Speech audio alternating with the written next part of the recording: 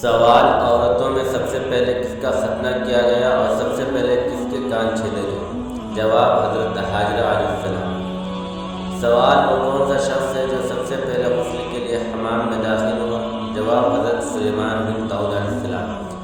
सवाल: बाल सफ़ा पाउडर सबसे पहले किसके लिए बनाया गया? जवाब: बिल्किस के लिए हज़रत सुलेमान अलैहिस्सलाम के हुक्म से, क्योंकि उनके जिस्म पर बाल बहुत ज़्यादा थे।